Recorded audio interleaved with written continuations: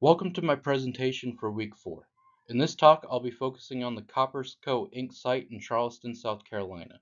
This site is part of the EPA's National Priorities List and has a long history of industrial contamination. Over the next slides, I'll walk through the risk it poses to human health, ecosystems, and occupational safety, as well as the cleanup progress that has been made. This presentation will also connect the case to the risk assessment models and OSHA safety frameworks we've been studying. The purpose of this presentation is to introduce the Koppers Charleston plant as a case study in environmental risk assessment. I'll be drawing information from 4 key sources: the EPA Superfund NPL site, profile, the Human Health Risk Assessment Framework, the Ecological Risk Assessment Framework, and OSHA's recommended safety practices. By combining these, we'll examine what risks exist at the site, what cleanup efforts have taken place, and how this case can help mentees understand the application of risk assessment in real-world scenarios.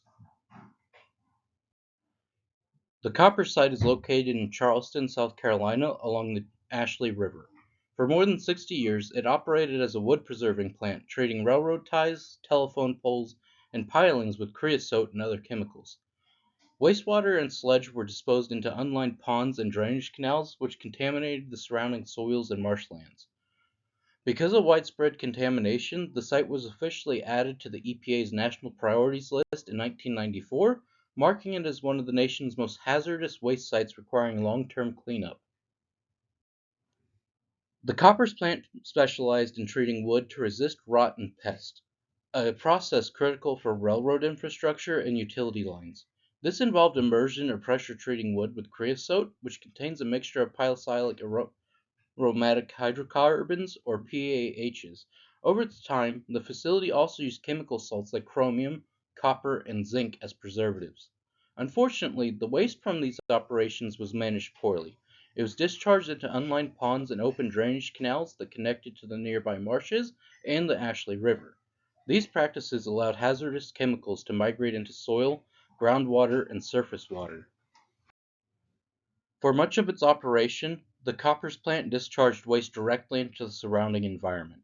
Settling ponds and drainage ditches often overflowed, sending contaminated water into Shipyard Creek, nearby marshes, and ultimately the Ashley River. During this period, environmental regulations were either non-existent or not enforced, so these practices continued largely unchecked. By the 1980s, residents raised concerns about foul odors, poor water quality, and potential health effects. EPA site inspections and sampling confirmed widespread contamination of soils, sediments, and groundwater, leading to the site's eventual listing on the National Priorities List. The Koppers Charleston plant was formally added to the EPA's National Priorities List in the late 1994 due to the severity of its contamination. The site's HRS score was 50, significantly higher than the 28.5 threshold required for listing. This score reflects the risk to both human health and the environment. After years of investigation and planning, major construction work for the cleanup was completed by 2003. Since then, the site has been in monitoring and maintenance phase with institutional controls in place to prevent unsafe land use or groundwater use. The major contaminants at the Koppers Charleston site come from decades of wood-preserving operations. Creosote, a tar-like substance, contains a mixture of polycyclic aromatic hydrocarbons, or PAHs, many of which are toxic and carcinogenic. In addition to those, metals such as chromium, copper, and zinc were also used in wood treatment and later found in soils and marsh sediments.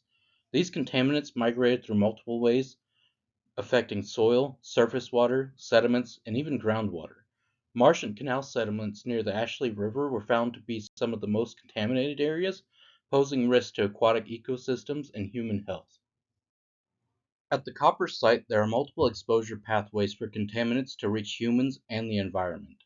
People can come directly into contact with contaminated soils directly, especially in areas not capped or contained.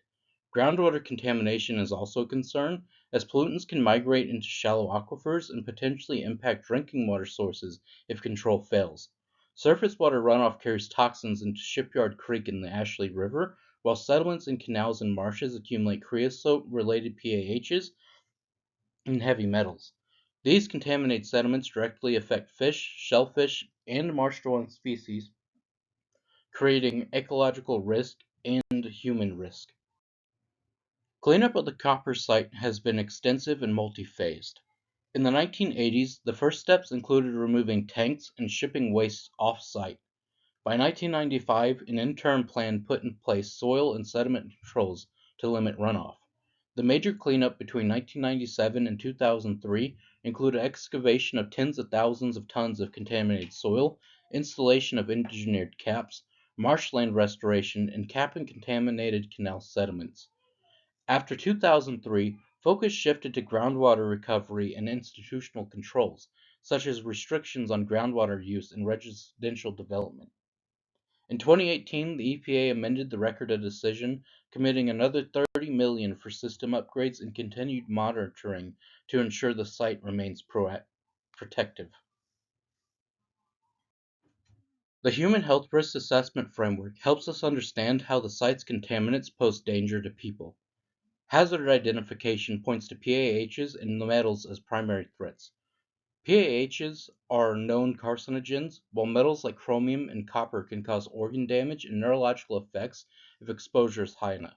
Dose response assessment determines at what levels these substances become dangerous. Exposure assessment showed that humans could be exposed by contacting soil, drinking, or coming into contact with contaminated groundwater, and consuming fish or shellfish from affected waterways. Risk characterization confirms that without cleanup, cancer and non-cancer risk would be unacceptably high at this site. At the Koppers Charleston site, the main human health impacts stem from both direct and indirect exposure to site contaminants. PAHs and creosote are strongly linked to cancers, particularly of the skin, lungs, and bladder. Heavy metals like chromium and copper can affect neurological development and function if exposure is sustained. Airborne particulates from contaminated soils can also cause respiratory irritation, especially in nearby communities. Direct contact with creosote leads to burns and rashes. A major pathway concern is the food chain. Fish and shellfish living in nearby marshes accumulate toxins, which means local consumption can expose people to long-term health risks. The ecological risk assessment framework starts with problem formulation, which identifies the key stressors at the copper site. PAHs from creosote and metals like chromium and zinc. Analysis focuses on how these contaminants move through the environment, particularly into sediments and marsh habitats connected to the Ashley River. These ecosystems are especially sensitive as sediment acts as long-term reservoirs of contamination. Risk characterization shows that fish, shellfish, and wetland organisms face chronic exposure, leading to reproductive issues, reduced biodiversity, and bioaccumulation of toxins that may persist for decades even after cleanup measures are in place. The ecological impacts of the Koppers site are extensive. Fish and shellfish living in the Ashley River and nearby marshes accumulate contaminants in their tissues, posing risks to both wildlife and people who eat them. Marsh vegetation is also stressed by contaminated settlements, leading to reduced habitat quality. Over time, this has contributed to biodiversity loss, with sensitive species unable to survive in highly impacted zones. Food web disruption is another concern, as contaminants bioaccumulate and biomagnify, meaning predators are exposed to higher doses. Even with cleanup measures, PAHs and sediments can remain for decades, continuing to impact the ecosystem. At the copper site, occupational safety follows OSHA's recommended practices. First, hazards must be clearly identified, including contaminated soils, potentially toxic vapors, and impacted groundwater. Routine workplace inspections ensure that engineering controls like soil caps and containment systems remain intact. If an exposure incident occurs, it must be investigated quickly to prevent reoccurrence. Special caution is needed during non-routine activities like excavation, which could disrupt contaminated settlements. Interim controls include using personal protective equipment, limiting site access, and providing proper worker training to ensure ongoing safety during monitoring and remediation. When we integrate the different risk assessment frameworks, the connections become clear. Human health risks include cancer and chronic illness from exposure to PAHs and metals, either directly or through the food chain. Ecological risk focuses on the degradation of marsh systems, the loss of biodiversity, and long-term contamination in sediments. Occupational risks are also critical, as workers engaged in monitoring and remediation must take precautions to avoid exposure. By looking at the site through all three lenses, human health RA, ecological RA, and OSHA practices, we see how interconnected the risks are and why a comprehensive cleanup strategy is required. Looking ahead, there are serious concerns about how changing environmental conditions will affect the Koppers site. Charleston is experiencing rising water tables due to sea level rise, and the city's subsidence means contaminants buried deep could eventually intersect with groundwater. Flooding from storms and king tides increases the chance that toxins will spread beyond capped areas, potentially entering residential neighborhoods and local waterways. This highlights why ongoing monitoring and adaptive management are essential. Even with a strong cleanup record, future risks tied to climate change may remobilize buried contamination across the region. In conclusion, the copper site is a reminder of how industrial activity can create long-term environmental and health challenges. While major cleanup work has been completed, the site still requires monitoring and institutional controls to protect people and the environment. The risks we've reviewed, such as human health, ecological, and occupational, are tightly linked, meaning they must be managed together. Looking forward, climate change and rising water tables could complicate containment efforts.